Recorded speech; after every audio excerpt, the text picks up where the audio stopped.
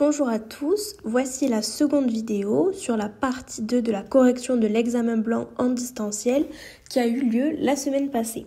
Vous pouvez retrouver sur une autre vidéo la partie 1. Si vous avez la moindre question, vous pouvez la poser sur le serveur Discord LAS ou bien sur le forum du tutorat associatif toulousain. Bon visionnage à tous. La partie 2 commence avec de la biologie cellulaire. Donc on va commencer avec les QCM 1 à 8. Nous allons commencer avec le QCM 1. QCM 1. À propos du cytosquelette, des mitochondries et des peroxysomes. Item A. Les filaments intermédiaires sont des structures polarisées comme les microtubules. Donc ça c'est faux. Ce sont les microfilaments d'actine qui sont polarisés comme les microtubules. Là, je vous ai mis les diapos montrant ces informations. Donc là, on voit bien que les microfilaments d'actine, ce sont des microfilaments polarisés, alors que les filaments intermédiaires ont une absence de polarisation. Item B. La liaison des MAP aux microtubules est régulée positivement par phosphorylation. Donc ça c'est faux également, elle est régulée négativement. Donc ça il faut bien faire attention, ce n'est pas positif mais bien négatif. Item C, l'actine se lie à l'ATP et à l'ADP, ça c'est vrai. Attention, il ne faut pas confondre avec les microtubules qui sont eux liés au GTP et GDP. Là, je vous ai mis ici les microfilaments d'actine qui sont bien liés à l'ADP et l'ATP. Item D. Les protéines importées dans la mitochondrie doivent uniquement être dépliées pour être transloquées. Ça, c'est faux. C'est le uniquement qui pose problème. Elles doivent être bien dépliées, mais également dénaturées pour être transloquées. Il faut faire attention à tout ce qui est uniquement, seulement. Souvent, c'est des pièges. Item E. Les fonctions principales du peroxysome sont la détoxification et le métabolisme des lipides. Ça, c'est vrai. Je vous ai mis le diapo du cours qui le montre. C'est bien la détoxification, donc les réactions d'oxydation et le métabolisme des lipides. Ce schéma, il n'est pas à connaître, bien évidemment.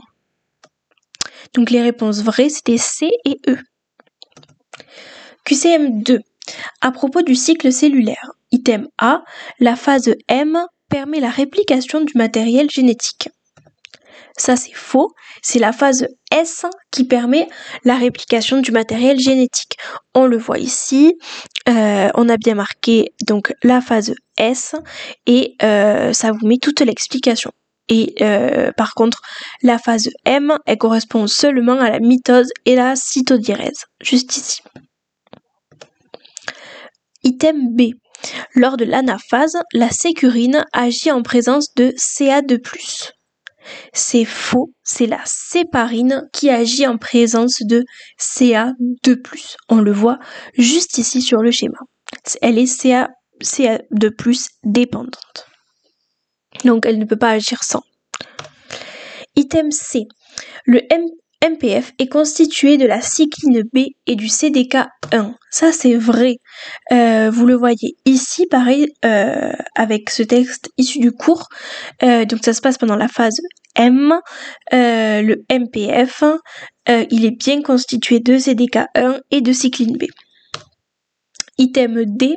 Lors de la prophase, les microtubules interphasiques se polymérisent. Ça c'est faux. Attention, en prophase, il se dépolymérise. Il faut bien faire attention, c'est dépolymérise et pas il se polymérise. Item E. Durant la transition G2M, la détection de lésions de l'ADN repose sur l'activation de P53. C'est vrai. Donc quand on dit la transition G2M, c'est quand on passe de la phase G2 à la phase M, et donc on a bien P53 qui doit être activé. Donc pour le QCM2, les items vrais étaient les items C et E. QCM3. À propos des récepteurs couplés aux protéines G, les RCPG. Item Item A, les sous-unités alpha et bêta sont toujours associées entre elles. Attention, ce sont les sous-unités bêta et gamma qui sont toujours associées entre elles. Comme je vous ai dit tout à l'heure, il faut bien faire attention quand il y a des toujours, des jamais, des uniquement. C'est souvent faux, pas toujours, mais de temps en temps c'est faux. Et donc il faut bien faire attention aux petits mots. Après la fixation du ligand, la sous-unité alpha échange son GDP contre un GTP. Ça c'est vrai, comme vous le voyez sur cette diapo du cours, juste ici, après activation, la sous-unité alpha échange son GDP contre du GTP sous l'effet d'un GEF. Item C, la protéine GS inhibe et la protéine GI active l'adénylate cyclase. Oups, ça c'est faux. La protéine GS, elle l'active et la protéine GI, elle inhibe l'adénylate cyclase. Donc c'est l'inverse de ce qui était écrit. Donc faites bien attention à bien lire la phrase et à bien faire attention aux acronymes. Item D, la structure des RCPG se caractérise par 7 passages transmembranaires et plusieurs chaînes lipidiques. Ça c'est faux, la structure des RCPG, elle se caractérise par 7 passages membranaires, donc jusque là c'est vrai, mais par contre une seule chaîne lipidique et non pas plusieurs. Item E, le domaine N-terminal extracellulaire est le site de fixation du ligand. Ça c'est vrai. Donc les items vrais de ce QCM étaient les items B et E. QCM 4, à propos du transport actif secondaire. Item A, il possède une activité atéphasique. Ça c'est faux, ils ne possèdent pas d'activité atéphasique. Ils sont indirectement ATP dépendants, mais ils ne possèdent pas d'activité atéphasique à proprement dit. Item B, il est dépendant du gradient mis en place par la pompe Na+K+. Ça c'est vrai. Rien de plus à dire à part que il est dépendant du gradient. Item C, les cotransporteurs peuvent transporter les molécules contre leur gradient de concentration. Ça c'est également vrai. Item D, ce type de transport est indépendant du transport actif primaire. C'est faux. Le transport actif primaire, il dépend indirectement du transport actif primaire. Donc il n'est pas indépendant. Ce dernier, donc le transport actif primaire, par exemple si on prend l'exemple de la pompe Na+K+, établit les gradients électrochimiques nécessaires pour le fonctionnement des cotransporteurs. Donc il n'est pas indépendant, il dépend indirectement. Item E, il joue un rôle clé dans l'absorption du glucose dans les entérocytes. Ça c'est vrai. Donc les items vrais c'était B, C et E pour ce QCM. QCM 5, à propos du système endomembranaire. Item A, les vésicules d'exocytose transportent des protéines depuis le Golgi vers la membrane plasmique. Ça c'est vrai. Comme on le voit ici, donc l'appareil de Golgi est ici, la membrane plasmique est ici, et donc il y a des vésicules d'exocytose qui le transportent de l'un vers l'autre. On le voit juste ici, les vésicules d'exocytose transportent vers la membrane plasmique. Item B. Les protéines résidentes du réticulum endoplasmique portent une séquence KDEL pour retourner au Golgi. Cet item est faux. Les protéines résidentes du RE portent une séquence KDEL qui permet leur retour vers le RE à partir de l'appareil du Golgi. On le voit sur cette diapo. Item C, la translocation co-traductionnelle concerne les protéines membranaires ou à visée sécrétoire. Ça c'est vrai et vous le voyez juste ici sur ce diapo. Donc la translocation co-traductionnelle, elle concerne à la fois les protéines du système endomembranaire, les protéines de la membrane plasmique, mais également les protéines sécrétées. Item D, les lysosomes dégradent les protéines mal repliées. C'est faux, les protéines mal repliées sont dégradées par le protéasome et non pas par les lysosomes. Item E, les protéines cytosoliques sont synthétisées par les ribosomes libres. C'est vrai, les protéines cytosoliques elles sont bien synthétisées par les ribosomes libres dans le cytoplasme car elles n'ont pas de signal d'adressage pour le réticulum endoplasmique. Donc les items vrais étaient les items A, C et E. QCM 6. À propos des molécules d'adhérence et de leur rôle. Item A. Les cadérines sont des molécules d'adhérence calcium indépendantes. Ça c'est faux. Les cadérines sont des molécules d'adhérence calcium dépendantes. Les seules molécules d'adhérence calcium indépendantes, c'est les immunoglobulines. Toutes les autres sont dépendantes. Item B.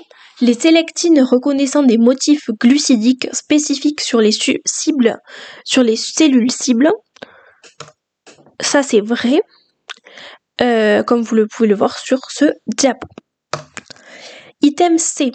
Les intégrines sont impliquées dans l'adhérence cellule-matrice et peuvent se lier à des protéines de la matrice extracellulaire. C'est également vrai. Item D. Les molécules de la superfamille des immunoglobulines sont exprimées uniquement dans les cellules gliales. Ça c'est faux, elles sont exprimées dans les cellules gliales, les neurones et les cellules musculaires, donc pas uniquement dans les cellules gliales. Vous pouvez le voir juste là.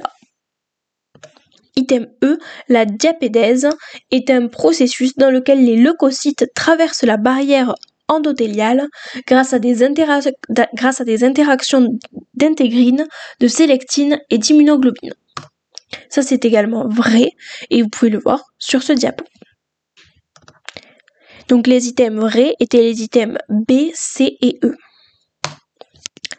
QCM 7. À propos des cellules souches. Item A. Les cellules souches embryonnaires sont multipotentes. C'est faux, les cellules souches embryonnaires sont pluripotentes. Item B. Les cellules souches hématopoïétiques expriment le marqueur CD34. C'est vrai, vous pouvez le voir juste ici, donc les cellules souches hématopoïétiques, qu'on appelle également CSH, expriment la protéine CD34 à leur surface. Item C. Les cellules pluripotentes induites sont obtenues par expression de facteurs de différenciation. C'est faux, elles sont obtenues par l'expression de facteurs de dédifférenciation. Bien faire attention à ce petit mot. Item D. Les cellules souches somatiques peuvent régénérer un organisme en entier. C'est faux. Elles sont multipotentes et elles sont limitées à la régénération de certains types de cellules ou de tissus, donc pas à l'organisme entier. Le gène NANOG est un marqueur de différenciation cellulaire. C'est faux, c'est un marqueur de la dédifférenciation. On le voit juste là. Donc le seul item vrai était l'item B. QCM 8.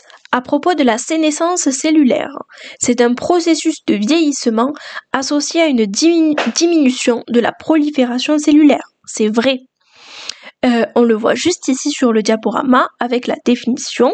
Donc la définition de la sénescence cellulaire, c'est un processus de vieillissement cellulaire associé à une diminution de la prolifération cellulaire et à des modifications morphologiques, métaboliques et fonctionnelles. Là vous avez des petits... vous avez un graphe et des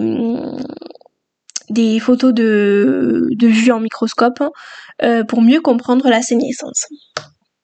Item B. Les espèces réactives de l'oxygène ne jouent aucun rôle dans la sénescence cellulaire. C'est faux, elles jouent un rôle important dans l'initiation de la sénescence cellulaire. Elles sont impliquées dans le stress oxydatif et la signalisation qui peut induire la sénescence. On le voit sur ce diaporama où c'est écrit juste ici. Et vous allez voir, ce diaporama, il va nous servir pour tout le reste du QCM. Le raccourcissement des télomères est un mécanisme clé de la sénescence cellulaire. comme je vous l'ai dit, on reprend ce diaporama et on voit que le raccourcissement des télomères joue également un rôle clé. Les protéines P53 et P21 sont impliquées dans la sénescence cellulaire. Encore une fois, si vous avez bien regardé ce diaporama, juste ici, on voit que les protéines P53 et P21 sont bien impliquées dans la sénescence cellulaire. P53, pour rappel, c'est un facteur de transcription, alors que P21 ou P16 sont des inhibiteurs des kinases dépendantes des cyclines. On les appelle plus les CKI. Item E, la sénescence permet la régénération complète d'un tissu.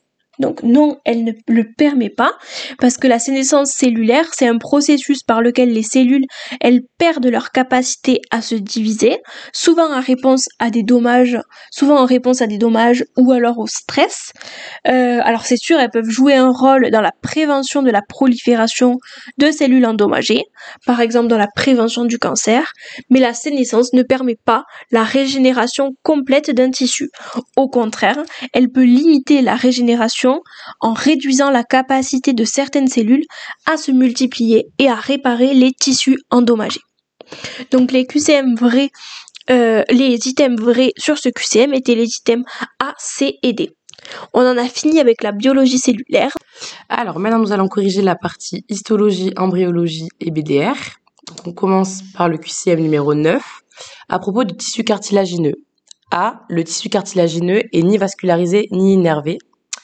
Donc, vrai ou faux, et cet item est vrai, effectivement. Donc, il n'y a pas de vascularisation et il n'y a pas de nerfs. Item B, les cellules spécialisées du tissu cartilagineux sont les chondroplastes qui sont logés dans des chondrocytes.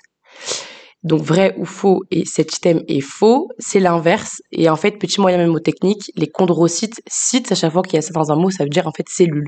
Donc, du coup, ça permet de savoir que ça signifie les cellules. Et les chondroplastes, du coup, c'est les loges dans lesquelles sont logés les chondrocytes.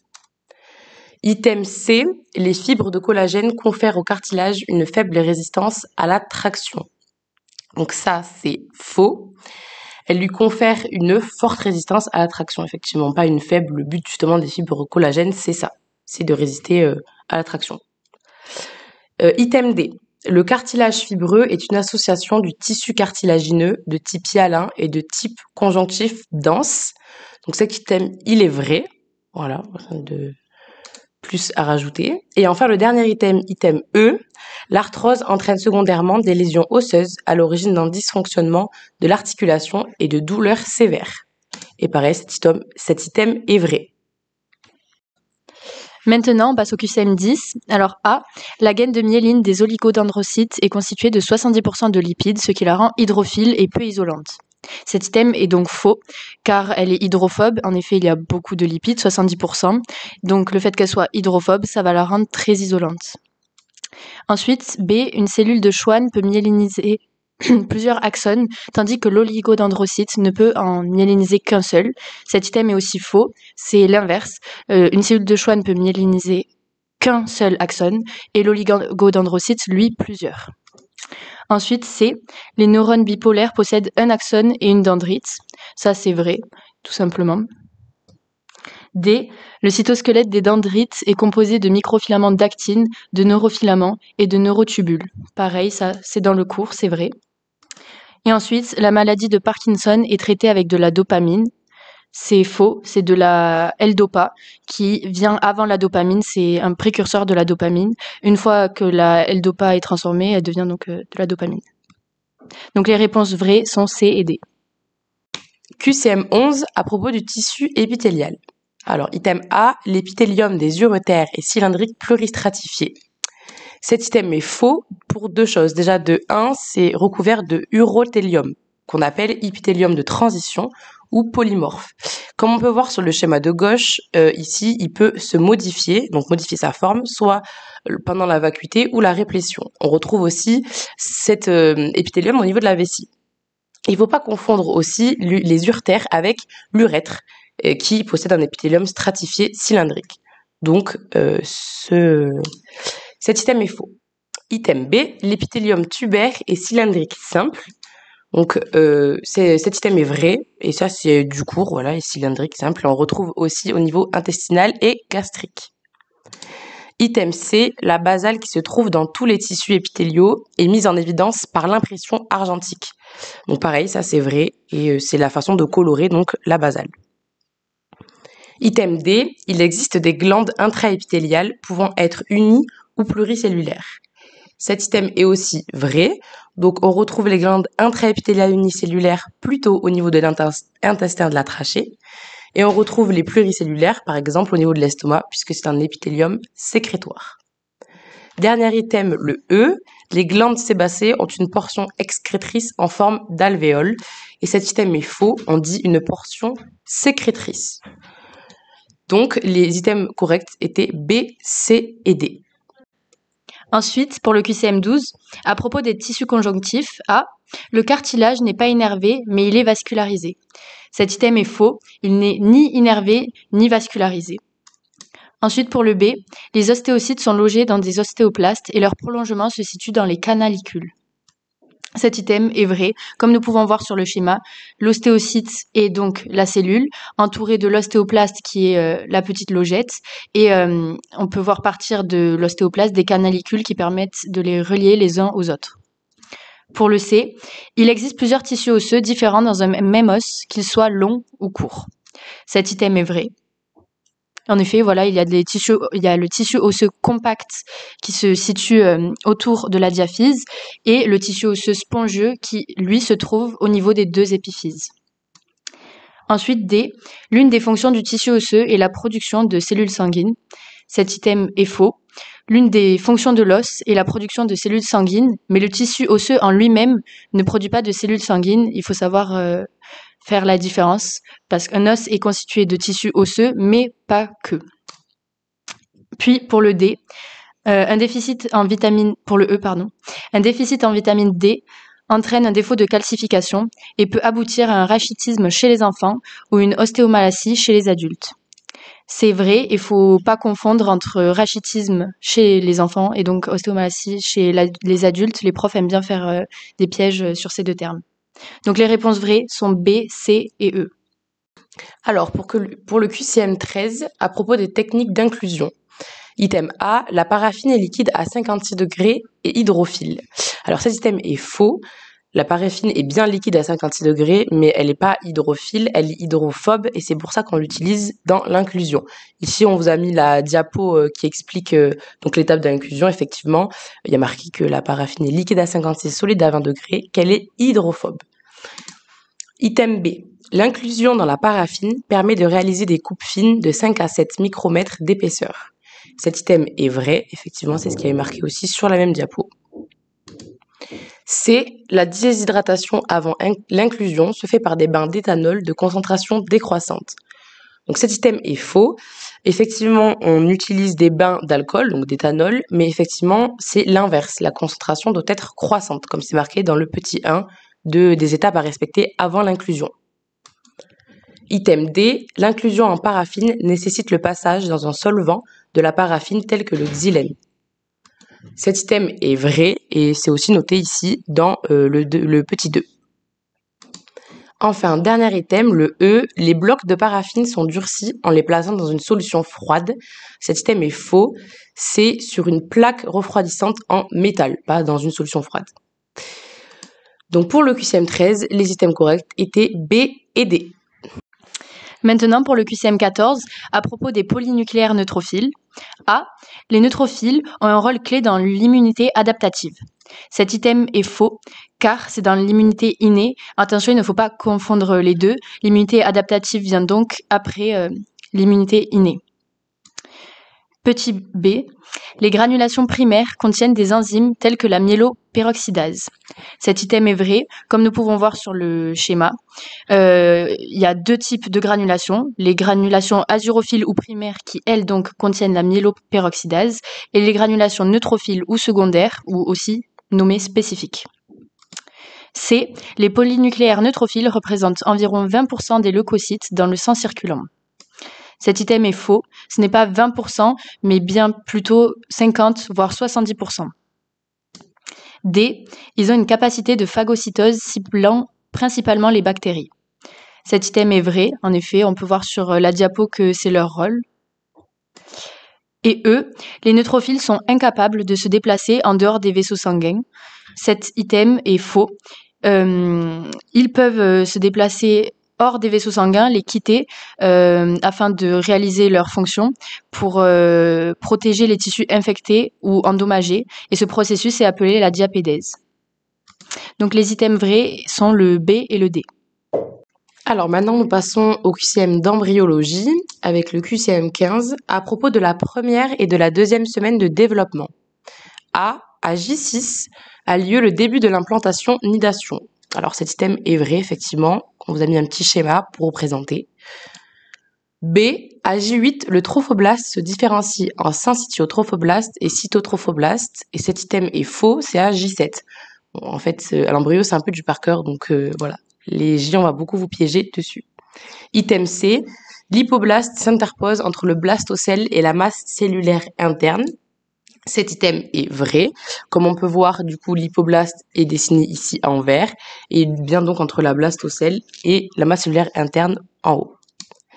Item D, la cavité amniotique est tapissée par le splanchtopleure extra-embryonnaire et la vésicule vitelline par le somatopleure extra-embryonnaire. Alors cet item est faux, c'est l'inverse. La cavité amniotique, elle va être tapissée par le somatopleure et la vésicule vitelline par le splanchtopleure. Donc le petit moyen mnémotechnique, c'est splanchtopleure, c'est vers le bas, c'est comme plancher. Donc du coup, c'est vésicule vitelline qui est donc vers le bas par rapport à la cavité amniotique. Et enfin, dernier item, le E, la sphère choriale est constituée par du syncytiotrophoblaste, du cytotrophoblast et la vésicule vitelline secondaire. Cet item est faux, puisque c'est constitué de syncytiotrophoblaste, cytotrophoblast, mais de mésoblaste pariétal. Et on peut le voir ici au niveau du schéma, c'est le petit cercle qui entoure donc les trois tissus que je viens de vous décrire. Donc pour le QCM 15, nous avons les items vrais A et C. Ensuite, QCM 16, à propos de la gastrulation et de la neurulation. A, la ligne céphalique se prolonge en direction crâniale. Cet item est vrai. Comme on peut le voir sur le schéma, à partir du nœud primitif, la ligne s'expand en direction crâniale. B. Les cellules mésoblastiques s'insèrent partout entre l'épiblaste et l'antoblaste, sauf au niveau de deux zones, la membrane cloacale, crâniale, et la membrane pharyngienne, caudale. Cet item est faux, car il faut bien lire ce qui est écrit entre les parenthèses. En effet, c'est l'inverse. La membrane cloacale est au niveau caudal et la membrane pharyngienne est au niveau crânial. C. L'ectoblaste constitue le pôle dorsal de l'embryon et l'antoblaste le pôle ventral de l'embryon. Cet item est vrai. Comme on peut le voir sur le schéma. En haut, nous avons au niveau dorsal donc l'ectoblaste et en bas au niveau ventral l'antoblaste. D. La plaque neurale va évoluer en tube neural puis en gouttière neurale. Cet item est faux. Dans l'ordre, ça fait plaque neurale qui évolue en gouttière, donc comme on peut le voir sur le schéma, ça a une forme de gouttière, ça s'affaisse et après ça devient un tube neural. Donc ça se referme. Et E, le prosencéphale va se subdiviser en télencéphale et rhobencéphale. Cet item est aussi faux. Faut bien le retenir car les profs pareils aiment bien faire des pièges dessus. Le prosencéphale devient le télencéphale et le diencéphale et le rhobencéphale devient le métencéphale et le myélencéphale. Donc les deux items vrais sont le A et le C. Alors, QCM 17, à propos de l'embryologie. A, le mésoblaste paraxial ou somitique est le plus caudal et le mésoblaste latéral est le plus crânial. Cet item est faux et en fait c'est l'inverse tout simplement. Le mésoblaste paraxial est crânial et le mésoblaste latéral est le plus caudal, comme on peut le voir sur ce schéma. Item B, on peut compter 40 à 42 paires de somites vers la fin de la 5e semaine. Cet item est aussi faux puisque c'est 42 à 44. Bon, assez subtil. Item C. Les villosités tertiaires sont les seules villosités fonctionnelles. Cet item, effectivement, est vrai, c'est les dernières qui apparaissent, ce sont donc les fonctionnelles. Item D. Au cours de la délimitation de l'embryon, on observe une inflexion ventrale des extrémités caudales et crâniales avec une rotation de 90 degrés. Cet item est faux, puisqu'on parle plutôt d'une rotation de 180 degrés. Et enfin, dernier item, le E. Avant la délimitation de l'embryon, le diverticule allantoïdien et le pédicule embryonnaire sont situés crânialement. Et cet item est faux, puisque c'est l'inverse. Donc d'abord, nous avons le pédicule embryonnaire qui est caudal, et puis il va donc se mettre en crânial lors de l'inflexion. Donc le seul item vrai était le C. Puis maintenant, nous allons corriger la partie BDR, biologie de la reproduction. Donc QCM 18, à propos de l'ovogenèse, A. La phase de maturation est déclenchée par le pic de LH post-ovulatoire. Cet item est vrai. Attention, ce n'est pas Pardon, il est faux. Putain, merde. Je recommence à la A. Oui. Désolée. Non, c'est pas pire au bon endroit. A. La phase de maturation est déclenchée par le pic de LH post-ovulatoire. Cet item est faux. En effet, ce n'est pas post-ovulatoire, mais pré-ovulatoire. B. Les 3 grandes caractéristiques de l'ovogenèse sont discontinues, très rentables, très longues. Cet item est faux, car c'est pas très rentable. En effet, c'est très peu rentable. Au final, pour beaucoup de gonocytes, on n'aura à la fin que très peu d'ovocytes. C. La phase de croissance a lieu à partir de la puberté. Cet item est vrai. D. Durant la phase de croissance en taille, le nucléole est multiplié par 5. Cet item est aussi vrai. Voilà, c'est des chiffres à retenir. Et E. La coque glioprotéique protectrice est constituée de 4 glycoprotéines,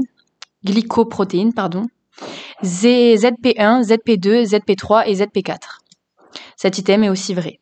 Donc les 3 items vrais sont C, D et E.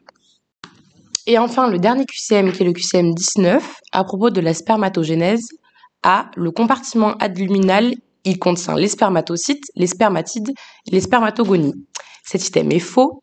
Effectivement, le compartiment adluminal contient bien les spermatocytes et les spermatides, mais pas les spermatogonies. Elles, donc, on les retrouve dans le compartiment basal, car elles sont en contact avec la membrane basale et restent en dehors de la barrière hémato-testiculaire. Item B, la spermatogénèse est soumise à un contrôle hormonal complexe faisant intervenir 3 niveaux. L'hypophyse, l'hypothalamus et le testicule lui-même. Cet item, effectivement, est vrai. Et donc, l'hypothalamus, il va sécréter le GnRH, l'hypophyse, FSH et LH, et le testicule, il va produire la testostérone par les cellules de Leydig et va stimuler la stimulation des cellules de Sertoli. Item C, la durée de 2 mitoses successives permettant le passage de AP à spermatocyte de type 1 est de 27 jours. Et cet item est vrai, ce sont des jours et des nombres assez importants à retenir. Item D, le compartiment interstitiel assure la fonction exocrine. Pareil, ici là c'est faux. Le compartiment interstitiel qui contient donc les cellules de Leydig assure la fonction endocrine. Alors, il produit donc la testostérone. La fonction exocrine, qui est donc la production des spermatozoïdes, est assurée elle par le compartiment tubulaire dans les tubes séminifères. Donc à ne pas confondre la fonction exocrine et endocrine. Et enfin, un dernier item, E, la LH se fixe sur ses récepteurs localisés sur les cellules de Sertoli et stimule ainsi la spermatogénèse. Et cet item est faux, ce sont les FSH qui stimulent la spermatogénèse, ça aussi c'est assez important les hormones, à pas les confondre. Donc pour le QCM 19, nous avions B et C d'items justes. Voilà, merci beaucoup, c'est tout pour nous pour la correction. Bon courage. Donc maintenant on va passer aux corrections des QCM d'anatomie. Donc tout d'abord, premier QCM, le QCM 20, à propos de l'appareil respiratoire, la trachée a un grand axe orienté en bas et en arrière. Item B, la bifurcation trachéale est au niveau de T12. C, la respiration est un phénomène exclusivement passif. D, le cartilage thyroïde appartient au pharynx. Et E, la présence d'air dans la cavité pleurale est un hémothorax. Donc, premier item A, c'était vrai. La trachée, donc, elle a bien un grand axe orienté en bas et en arrière. Elle est également en haut et en avant. Item B, donc la bifurcation trachéale, elle n'est pas au niveau de T12, elle est au niveau de T5, donc c'était faux. Et au niveau de T12, en fait, on se trouve au niveau du diaphragme et de la jonction entre le thorax et l'abdomen. Donc retenez bien que la bifurcation trachéale, c'est T5. Item C, du coup, c'était faux parce qu'il y a exclusivement, du coup, en fait, la respiration, c'est un phénomène qui est à la fois passif mais aussi actif. En fait, l'inspiration, ça va être actif car elle nécessite une contraction, donc notamment la contraction du diaphragme. Et l'expiration, ça va être passif et c'est dû à l'élasticité de la cage thoracique. Donc c'est à la fois passif et actif. Ensuite, item D, donc le cartilage thyroïde, il appartient pas au pharynx, mais il appartient au larynx. Ça, c'est un piège vraiment très fréquent et il faut faire attention. Voilà.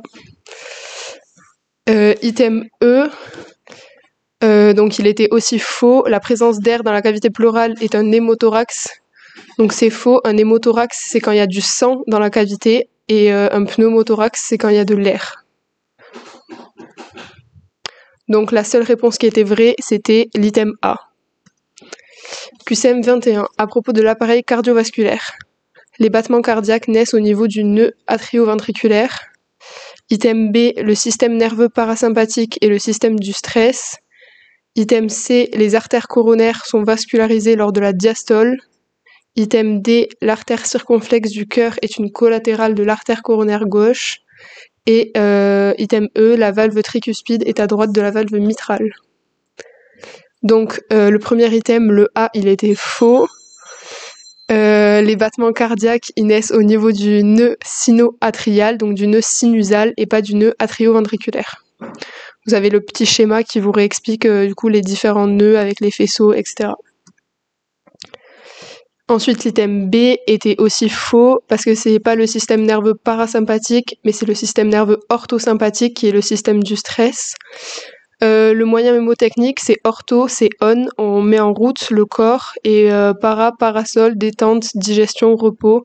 Donc le système parasympathique, c'est celui du repos, et l'orthosympathique, le système du stress. Les deux, en fait, ils s'opposent. Ensuite, l'item C, les artères coronaires sont vascularisées lors de la diastole, c'était vrai. Parce qu'en fait, on a des petites valvules, et en fait, elles peuvent pas être alimentées lors de la systole, donc c'est en diastole que les artères coronaires vont être vascularisées, c'est quand le cœur se relâche. Ensuite, l'item D, il était vrai, l'artère circonflexe du cœur est une collatérale de l'artère coronaire gauche. Donc ça, vous avez le petit schéma pour vous rappeler où sont situées les différentes artères. Et voilà. L'item E, la valve tricuspide est à droite de la valve mitrale. C'était aussi vrai. Pareil, vous avez encore un schéma. Donc là, on voit les deux valves, tricuspide à droite et mitrale à gauche. C'est du coup entre les ventricules et les atriums. Donc les réponses pour le QCM 21, c'était C, D et E qui étaient vraies. QCM 22, à propos de l'appareil digestif. La vascularisation artérielle de l'appareil digestif provient des branches dorsales de l'aorte. Item B, la rate appartient à l'appareil digestif. Item C, l'ovaire est intra-abdominal mais extra-péritonéal. Item D, le rectum est formé de l'ampoule rectale et du canal anal. Item E, le conduit hépatique commun s'unit avec le conduit cholédoque pour former le conduit cystique. Donc l'item A, il était faux parce que on avait la vascularisation artérielle de l'appareil digestif provient des branches dorsales de l'aorte, c'était les branches ventrales, et ces branches sont donc le tronco-iliaque, l'artère mésentérique supérieure et inférieure. Donc pareil, vous avez un schéma avec le système digestif et donc sa vascularisation qui est assez importante à connaître. Ensuite, l'item B, c'était faux. La rate, ça n'appartient pas à l'appareil digestif, c'est un organe lymphoïde qui participe à l'immunité et à la régulation des éléments figurés du sang. L'item C, l'ovaire est intra-abdominal mais extra-péritonéal, c'était vrai. Il faut faire attention parce qu'il y a une contradiction entre les profs, notamment entre du coup l'appareil digestif et l'appareil urogénital. Et donc en fait, il faut adapter sa réponse en fonction du QCM. Donc si on vous pose un item par exemple sur l'appareil digestif, l'ovaire il sera extra-péritonéal, mais si c'est un QCM par exemple à propos de l'appareil urogénital, là ça sera intra-péritonéal. C'est un piège. L'item D, le rectum est formé de l'ampoule rectale et du canal anal, c'était vrai. Donc encore une fois, vous avez un schéma pour vous réexpliquer, c'est le schéma du cours. On voit le côlon sigmoïde, l'ampoule rectale et le canal anal qui forment ensemble le rectum. Ensuite, item E, le conduit hépatique commun s'unit avec le conduit cholédoque pour former le conduit cystique, c'était faux. Le conduit hépatique commun il s'unit avec le conduit cystique pour former le conduit cholédoque et non l'inverse. Donc en fait, c'est comment l'item est formulé, enfin l'ordre des conduits dans l'item qui fait que c'est faux. Donc là, les deux seules réponses qui étaient vraies pour le QCM 22, c'était la C et la D. Ok, donc item QCM 23, dans les voies spermatiques, on retrouve l'épididyme, l'albuginée, l'hymen, vésicule séminale et urètre. Donc les items corrects c'était A, D, E, donc l'épididyme, la vésicule séminale, enfin les vésicules séminales et l'urètre, puisque effectivement l'albuginée c'est juste un tissu fibreux qui enveloppe le testicule, et l'hymen c'est donc une membrane initiale sur le vagin. QCM 24, à propos du système nerveux végétatif, le système nerveux parasympathique sécrète de la noradrénaline. Dans le système nerveux orthosympathique, le neurone préganglionnaire se localise entre les myélomères C8 et L2. Le système nerveux orthosympathique entraîne une myosis. Tous les organes possèdent une double innervation dont les actions sont opposées. Dans le système nerveux parasympathique, il n'y a pas de relais. Donc, item A était faux. En fait, dans le système nerveux parasympathique, ce n'est pas la noradrénaline, mais bien l'acétylcholine qui est le neurotransmetteur. Item B, donc c'est correct. Le système nerveux orthosympathique, il a bien un neurone préganglionnaire entre les myélomères C8 et L2. Le système nerveux orthosympathique n'entraîne pas de myosis mais une mydriase, c'est le contraire, c'est la dilatation de la pupille, c'est le système nerveux parasympathique qui entraîne une myosis. Tous les organes possèdent une double innervation, c'était vrai, puisqu'en fait, le système autonome qui est fait du système nerveux orthosympathique et parasympathique sont opposés et ils agissent sur un même organe de façon opposée.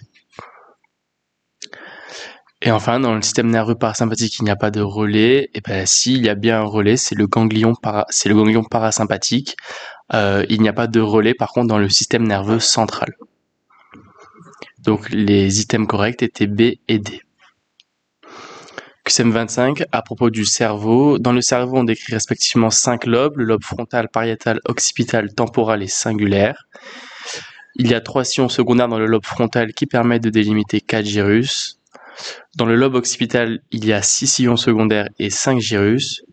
Le noyau codé présente une forme de fer à cheval et est d'origine télencéphalique. La substance blanche est composée de 3 capsules qui s'interposent entre les noyaux, la capsule interne, externe et extrême. Donc l'item A est faux, il n'y a pas 5 lobes mais bien 6. Attention à ne pas oublier le lobe de l'insula qui est visible uniquement si on écarte le sillon latéral. Item B, il y a bien 3 sillons secondaires dans le lobe frontal qui permettent de délimiter les 4 gyrus. C'est une diapo donc du cours, le sillon précentral, frontal supérieur et frontal inférieur. Dans le lobe occipital, 6 sillons et 5 gyrus. Non, de toute manière c'est impossible, il ne peut pas y avoir plus de sillons que de gyrus puisque les gyrus sont délimités par les sillons. Donc il y a 5 sillons secondaires et 6 gyrus dans le lobe occipital. Le noyau codé présente une forme de fer à cheval et est d'origine télencéphalique, c'est vrai. Le noyau codé, il est ici en bleu, présente bien une forme de fer à cheval et est d'origine télencéphalique, c'est-à-dire qu'il vient de la vésicule du télencéphale. La substance blanche est composée de 3 capsules qui s'interposent entre les noyaux, interne, externe et extrême, c'est vrai. Ça, c'est encore une fois un schéma du cours. On a ici la capsule interne, externe et extrême ici. Donc les items corrects étaient B, D, E. On va commencer par la correction de la santé publique. QCM 26, à propos de l'organisation du système de santé en France. Item A, le système de santé français prévoit, comme le système beveridgien, une grande liberté des acteurs. Donc l'item était faux puisque le système beveridgien repose sur un financement public et un accès universel aux soins, mais avec un contrôle étatique important, donc basé sur l'équité, limitant la liberté des acteurs. Item B, le système de santé français n'est pas incitatif à la promotion de santé. Donc cet item était vrai car bien que la prévention existe, elle reste secondaire par rapport aux soins curatifs. Item C, la régulation du système de santé français est assurée par la Haute Autorité de Santé. L'item était faux car c'est principalement l'État qui assure la régulation, même si la Haute Autorité de Santé joue un rôle consultatif. Item D, l'assurance maladie obligatoire du système de santé français est un avantage permettant un beau taux de protection, mais des inégalités de santé persistent. L'item était vrai, car la couverture est étendue, mais les disparités sociales et territoriales persistent. Item E, le système de santé français s'oppose au système libéral qui ne propose pas d'assistance gratuite aux plus démunis. L'item était faux, car même dans les systèmes libéraux, par exemple aux États-Unis, il existe des dispositifs comme Medicaid pour les populations démunies. Et puis voilà. Donc les items corrects, c'était la B et la D pour le QCM 26. QCM 27, indiquer si les propositions suivantes sont vraies ou fausses. Donc pour l'item A, parmi les causes de décès en France, les tumeurs occupent la 2e place après le Covid-19 en 2020 à cause de la pandémie. Donc l'item était faux car les tumeurs sont toujours la première cause de décès en France, suivie par les maladies cardiovasculaires, même en 2020. Pour l'item B, en France, on désigne comme affection de longue durée, ALD, une maladie dont la gravité et ou le caractère chronique entraîne un traitement prolongé et une thérapeutique peu coûteuse. L'item était faux, une ALD entraîne des traitements coûteux et représente 66% des dépenses de santé remboursées. Item C, on distingue 2 types de restrictions d'activité, une pour les soins personnels et une autre pour les tâches domestiques. L'item est vrai, car cette distinction est utilisée pour évaluer la perte d'autonomie et l'éligibilité à certaines aides, comme par exemple l'APA ou le PCH. Pour rappel, l'APA, c'est l'allocation personnalisée d'autonomie, qui aide les personnes âgées en perte d'autonomie, et la PCH, donc prestation de compensation du handicap, finance les aides pour les personnes en situation de handicap. Item D. En 2022, l'espérance de vie à la naissance est plus élevée chez les femmes que chez les hommes. Donc l'item est bien vrai, avec donc on a en moyenne 85,2 ans pour les femmes contre 79,3 ans pour les hommes. Item E, au cours des 50 dernières années, la mortalité cardiovasculaire a connu une chute spectaculaire. Donc l'item est vrai, on constate une baisse de plus de 50% grâce aux avancées aux avancées médicales et aux mesures de prévention. Voilà, donc les items vrais pour le QCM 27, c'était C, D et E. QCM 28, indiquer si les propositions suivantes sont vraies ou fausses. L'item A, les professionnels de santé ont une obligation de moyens vis-à-vis du patient. Donc l'item est vrai, en effet, ils doivent tout mettre en œuvre pour soigner un patient, mais sans obligation de résultat. Item B, il existe 4 dimensions de la santé, une dimension organique, une dimension psychique-mentale, une dimension écologico-sociale et une dimension éthique-spirituelle. L'item est vrai, donc cette approche globale est retenue dans plusieurs modèles de santé publique. Voilà. Item C, les patients n'ont aucune obligation juridique. Cet item est faux, donc en effet ils ont certaines responsabilités comme par exemple respecter les prescriptions médicales et ne pas mettre autrui en danger. Item D, les professionnels de santé ont un devoir d'équité envers leurs patients. L'item D est bien vrai, ils doivent garantir un accès aux soins sans discrimination. Et enfin, item E, l'État fixe les normes et les règles en santé publique. L'item est bien vrai, en effet, via des lois et des organismes comme le HAS et l'ARS. Voilà. Donc les items justes pour le QCM 28 sont A, B, C, D, E. Voilà. Donc maintenant on va passer à la partie SSH. Concernant la SSH, le QCM 29, à propos des transitions démographiques et épidémiologiques. La première transition est caractérisée par la néolithisation, période où certains hommes deviennent urbains.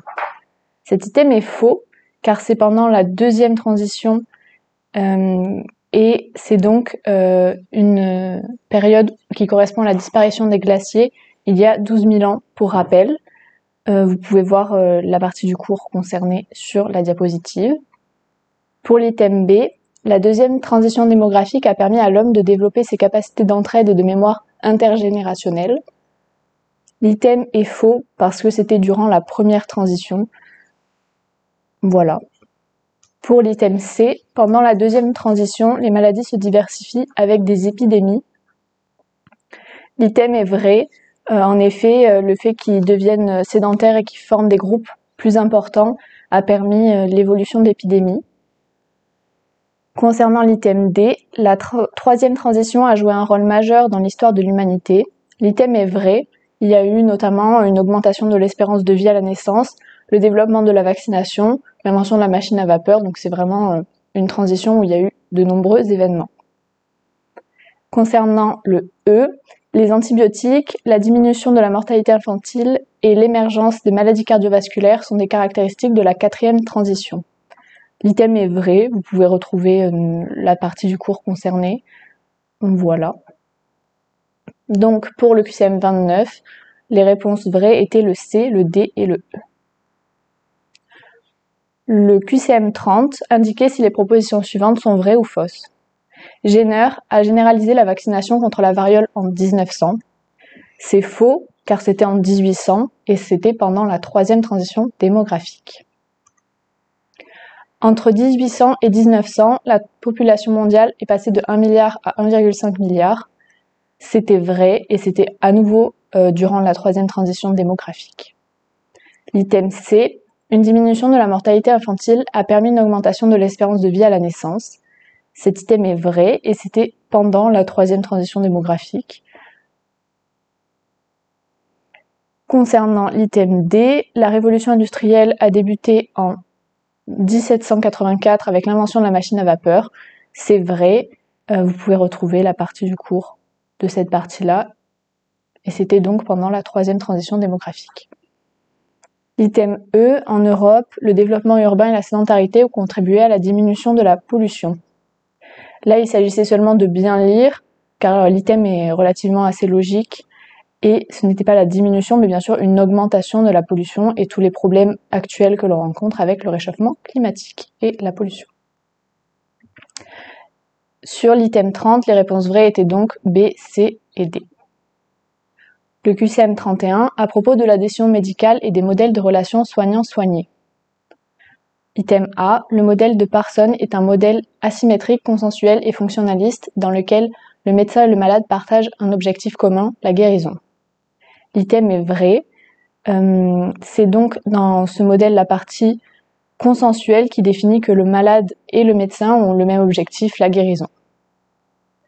L'item B, l'intérêt du modèle de Parsons réside dans la reconnaissance de la signification de la santé et la maladie d'un point de vue sociétal. C'est donc un item qui est vrai, car en fait dans ce QCM il fallait se rendre compte que le modèle de Parsons c'était bien le modèle consensuel fonctionnaliste, et ensuite savoir que dans ce modèle-là il y a une reconnaissance de la signification de la santé et de la maladie d'un point de vue sociétal. L'item C, le modèle de Parsons est influencé par les maladies chroniques. C'est faux, c'est un modèle qui est extrêmement influencé par les maladies aiguës ou infectieuses, et c'est donc d'ailleurs une des critiques de ce modèle, parce qu'il n'était pas du tout adapté aux maladies chroniques et maladies incurables. Pour l'item D, le modèle de l'ordre négocié permet de penser les maladies aiguës. C'est donc faux, c'est un des modèles les plus récents qui permet de penser les maladies chroniques. C'est pourquoi on parle d'ordre négocié, car il faut plus d'échanges entre le praticien et le soigné, afin qu'ils puissent se mettre d'accord, étant donné que les thérapeutiques sont très longues et que c'est des maladies incurables. Concernant l'item E, d'après Fredson, le malade perçoit sa maladie en fonction des exigences de sa vie quotidienne. C'est en effet vrai. Il s'agit du modèle conflictuel et vous pouvez retrouver la partie du cours qui concerne cette partie sur la diapositive. Le QCM 31 avait donc pour item vrai A, B et E. Nous allons maintenant passer à la connaissance des métiers. Donc, QCM 32, à propos de la profession de sage-femme. La sage-femme a des compétences uniquement auprès de la femme tout au long de sa vie. L'item était donc faux. Elle a également des compétences auprès des nouveau-nés et parfois même auprès de l'entourage de la femme enceinte. L'item B, la sage-femme a un droit de prescription en lien avec ses compétences. C'est vrai. Elle a le droit de prescription de nombreux éléments comme certains médicaments dont les vaccins, des dispositifs médicaux, des arrêts de travail dans des conditions fixées et les contraceptifs. Item C, la sage-femme pratique des interruptions volontaires de grossesse par voie médicamenteuse. C'est vrai, elle pratique des IVG par voie médicamenteuse depuis longtemps et depuis la réforme, elles peuvent aussi pratiquer des IVG par voie chirurgicale. La sage-femme ne peut pas administrer de vaccin. L'item est donc faux. La sage-femme peut vacciner. Par exemple, pour la femme, elle peut administrer les vaccins contre la coqueluche, la grippe ou le Covid-19. Item E. La sage-femme n'est pas soumise à un code de déontologie. C'est bien évidemment faux. Elle est soumise à un code de déontologie comme les autres formations, comme les autres soignants. QCM 32 avait donc pour réponse vraie B et C. Concernant le QCM 33 à propos du métier de pharmacien, item A, le pharmacien d'officine est salarié. C'est bien évidemment faux. Il n'est pas uniquement salarié puisqu'il peut aussi être propriétaire de leur pharmacie. Donc faut faire attention, l'item aurait pu être vrai si on avait précisé, comme par exemple le pharmacien d'officine peut être salarié. Dans ce cas-là, on aurait mis vrai. Item B, le pharmacien industriel est impliqué dans le suivi biologique des patients. L'item est faux, car ce rôle est celui du pharmacien biologiste. Concernant le pharmacien industriel, il n'est pas impliqué dans le suivi biologique des patients, qui est du ressort du coup du pharmacien biologiste, mais plutôt dans la conception, tout ce qui est fabrication et réglementation des médicaments. Il peut par exemple travailler dans le développement galénique. Je reviens en avant. Item C. Un pharmacien hospitalier a un rôle dans la gestion des protocoles d'essais cliniques. Donc l'item est bien vrai. Les pharmaciens hospitaliers participent activement à la gestion des essais cliniques et au bon usage des médicaments dans les hôpitaux. Item D. Un pharmacien hospitalier exerce uniquement dans le secteur privé. L'item est bien évidemment faux, car les pharmaciens hospitaliers peuvent travailler à la fois dans le public et dans le privé. Item E, un pharmacien répartiteur a un rôle dans la logistique du médicament et des produits de santé. L'item est bien vrai, il s'assure de la distribution des médicaments entre les laboratoires et les pharmacies. Donc pour le QCM 33, les items justes sont la C et la E. Nous allons donc passer au QCM 34 à propos de la profession de chirurgien dentiste. Item A, le chirurgien dentiste est le spécialiste de la cavité buccale. C'est bien évidemment vrai, c'est vraiment la base de sa profession. Item B, le chirurgien dentiste diagnostique et traite le cancer de la cavité buccale. C'est faux, le chirurgien dentiste a un rôle prépondérant dans le diagnostic, mais il ne les traite pas. Item C, un étudiant en chirurgie dentaire peut se spécialiser en chirurgie orale par la voie de l'internat. C'est vrai, ça fait partie de l'une des 3 spécialités qui existent dans l'internat de chirurgie dentaire. Item D, la chirurgie orale est une voie à entrée unique, odontologie. L'item est faux, c'est une des seules filières qui peut être à double entrée, à la fois par la médecine et par l'odontologie. Item E, la majorité des chirurgiens dentistes exercent en libéral. C'est bien évidemment vrai. on compte 85% en activité libérale contre 15% en activité salariée. Les réponses vraies du QCM 34 étaient la A, la C et la E. Et enfin, dernier QCM, le QCM 35, à propos de la pratique de la médecine générale et de la chirurgie. Item A, le médecin généraliste est le médecin de dernier recours. Donc l'item est bien évidemment faux. Il est le médecin de premier recours chargé du suivi global des patients avant orientation si nécessaire. Item B, le médecin généraliste peut assurer le suivi d'un nourrisson. L'item est vrai, il peut assurer le suivi médical de toute la population, y compris les nourrissons. Item C, le médecin généraliste peut se spécialiser dans un domaine de son choix, par exemple le sport. L'item C est vrai, il peut suivre des formations complémentaires en médecine du sport, en médecine esthétique, etc. et bien d'autres spécialisations. Item D, la majorité des médecins généralistes exercent en tant que salariés. L'item D est faux, car la majorité des médecins généralistes sont libéraux, c'est-à-dire qu'ils exercent en cabinet privé. Item E, le médecin généraliste peut exercer à l'hôpital. L'item est bien vrai, certains généralistes travaillent en établissement hospitalier, notamment aux urgences et aux soins palliatifs. Donc les items justes pour le QCM 35 sont la B, la C et la E. La correction de l'examen blanc en distanciel pour la partie 2 est terminée. On espère que cette vidéo a pu vous aider à mieux comprendre ce que l'on attendait de vous le jour de l'examen. Si vous avez la moindre question, vous pouvez la poser sur le serveur Discord LAS ou bien sur le forum du tutorat associatif toulousain. Bon courage à tous pour la fin de vos révisions.